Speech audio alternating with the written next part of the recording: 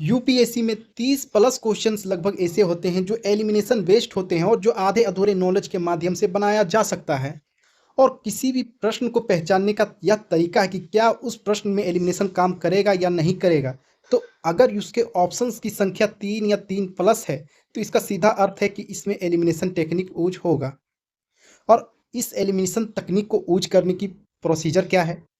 तो इसमें कुल 2 प्रोसीजर को हम लोग फॉलो करते हैं। पहला, सबसे पहले क्वेश्चन को हम लोग केयरफुली रीड करते हैं और यह देखते हैं कि प्रश्न पूछा क्या है। और दूसरा, हम लोग ऑप्शंस को देखते हैं कि कोई ऐसा ब्रेक पॉइंट मिल जाए उस चेन का जिससे हम लोग उस प्रश्न को खोल सकें और अंदर घुस सकें। तो चलिए इन दोनों प्रोसीजर को अप्लाई करते हैं। In rural road constructions use of which of the following is preferred for ensuring environmental sustainability और रिड्यूस कार्बन फुटप्रिंट। तो दो बातें हैं। पहला, या तो ऑप्शन इन्वायरमेंटली सस्टेनेबल होना चाहिए अथवा वह कार्बन फुटप्रिंट को कम करता हो, अर्थात कार्बन डाइऑक्साइड के इमिशन को कम करता हो। तो इन दोनों को इन ऑप्शंस में अप्लाई करते हैं। तो सबसे पहले हम लोग सबसे ब्रेकिंग पॉइंट इस चेन का ढूंढेंगे कि आखिरकार सबसे कमजोर कड़ी है कौन सा। तो सबसे पहले हम लोग सारे ऑप्शंस को एक नज़र में देखेंगे। Copper select, copper mix asphalt technology, geo textile, hot mix asphalt technology और पोर्टलैंड सीमेंट। अब इस सब में अगर आपको ऑप्शंस में कुछ भी नहीं पता हो तो कम से कम आपको सीमेंट के बारे में तो पता है ही। और सीमेंट में ये पोर्टलैंड सीमेंट जो हम लोग जनरली सीमेंट अपने डेली लाइफ में यूज कर रहे हैं वह पोर्टलैंड सीमेंट ही है। उसके बाद एक यूपीएससी एस्पायरेंट से जनरल नॉलेज की अपेक्षा रखी जाती है तो कॉपर स्लेग के बारे में भी वह जानता ही होगा। और अब मान लेते हैं कि 2, 3 और 4 ऑप्शन उसे पता भी नहीं कि क्या है।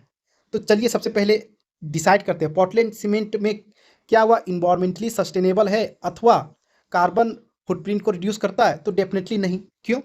1 टन कार्बन सीमेंट उत्पन्न करने के लिए उसे लगभग 900 केजी कार्बन डाइऑक्साइड उत्पन्न करने की आवश्यकता पड़ती है। तो इसका मतलब है कि या तो कार्बन फुटप्रिंट बहुत ही ज़्यादा उत्पन्न कर रहा है और दूसरा इन्वायरमेंटली सस्टेनेबल भी नहीं है क्योंकि इससे पीएम पार्टिकल भी बहुत ज़्यादा अधिक उत्सर्जित होता है।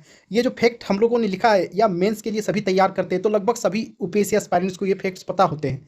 तो इसका मतलब है कि 5 नंबर जो ऑप्शन दिया गया है वह रॉन्ग है।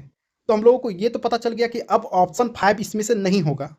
तो जब आप किसी एक चीज़ को ब्रेक करते हैं तो ऑप्शन देखते हैं कि 5 किसमें किसमें, तो 4 नंबर और 5 नंबर में ऑप्शन 5 है। तो इसका मतलब है कि 4 और 5 अब ऑप्शंस होंगे ही नहीं। इसका मतलब है कि आंसर ए और बी में से कोई एक है। अब ए और बी में से कोई एक है इसका मतलब है कि ए और बी में कॉमन क्या है? 2 और 3, और 2 और 3 दोनों में दिया है तो 2 और 3 तो डेफिनेटली सही हो गए। हम लोगों ने भी 2 और 3 को टच भी नहीं किया है कि क्या लिखा हुआ है, लेकिन हम लोगों ने ये पता कर लिया कि 2 और 3 सही है और ये संभव हो पाया हम लोगों का एलिमिनेशन तकनीक से।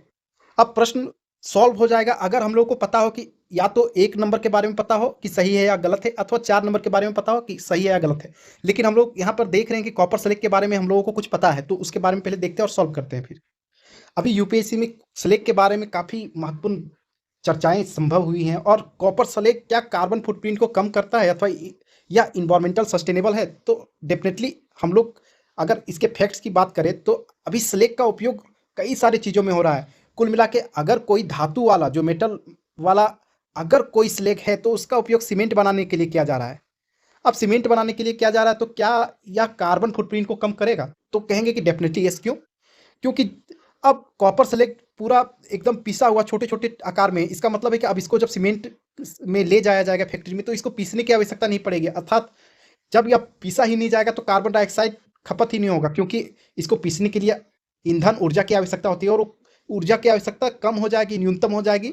इसीलिए यह जो है कार्बन फुटप्रिंट को करने में महत्वपूर्ण भूमिका निभाएगा। इसके साथ ही कॉपर स्लेग का उपयोग हम लोग कई तरह से अभी आपने सुना होगा कि रोड बनाने के लिए किया जा रहा है और कई जगह तो अनिवार्य भी कर दिया गया है।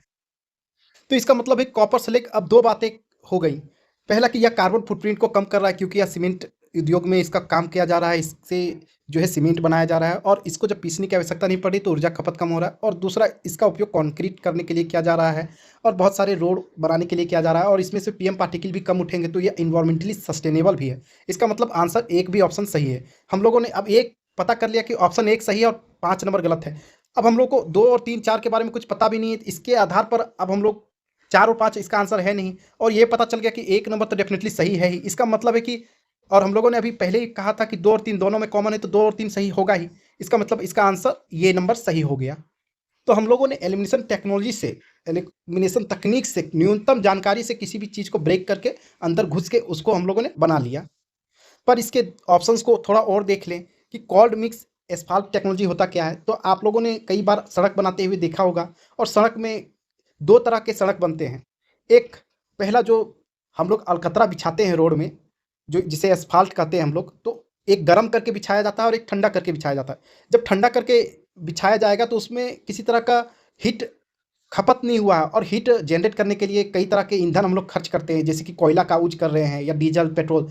तो जब यहाँ पर इस टेक्नोलॉजी में यूज़ ही नहीं होगा तो कार्बन डाइऑक्साइड उत्पन्न भी नहीं होगा, जबकि इसमें यूज़ हो रहा है तो कार्बन डाइऑक्साइड उत्पन्न होगा। तो इसका मतलब है कि ये फ्रेंडली है और ये फ्रेंडली नहीं है। और जियो टेक्सटाइल की बात करते हैं तो आप लोगों ने सड़क बनाते हुए देखा होगा, सड़क बनाते हुए कई बार उससे धूल उड़ने लगती है। तो धूल जब उड़ने लगती है तो इस कपड़े को बिछाया जाता है ताकि पीएम पार्टिकल हवा में ना आ सके या उड़े ना। और इससे क्या होता है कि पीएम पार्टिकल पूरी तरीके से ज़मीन के अंदर स्थिर हो जाती है इस कपड़े के माध्यम से। तो इसका मतलब है कि यह जो है इन्वायरमेंटली सस्टेनेबल काम कर रहा है, इन्वायरमेंट को सपोर्ट कर रहा है, फ्रेंडली है, क्योंकि पीएम पार्टिकल को हवा में घुलने से रोक रहा है, उड़ने से रोक रहा है। तो हम लोगों ने पाँचों बातों को देख लिया, लेकिन इसको सॉल्व करने के लिए इस प्रश्न को इस तरह से डिज़ाइन किया गया था यूपीएससी द्वारा कि यूपीएससी के विद्यार्थी ऑप्शन 1 और 5 के बारे में जानते थे, और 2, 3, 4 के बारे में बहुत कम लोगों को पता था। और इसके माध्यम से अब यूपीएससी जानता है कि जो भी इसको अपने माइंड से बनाएगा वह इस क्वेश्चन का आंसर फाइंड आउट कर लेगा। तो इस तरह से इसका आंसर ये हो गया। इसी तरह से आप अन्य क्वेश्चंस का प्रयास करें।